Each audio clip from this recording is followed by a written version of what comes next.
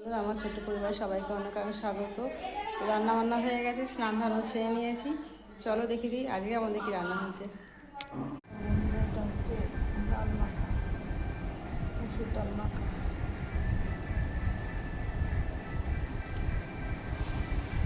আর দেখো মোচা ভাজি।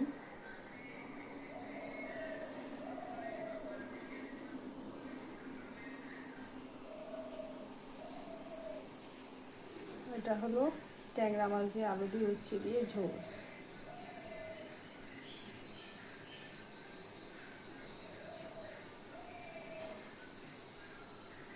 আর এটা হচ্ছে মাংস দিয়ে আলু দিয়ে ঝোল।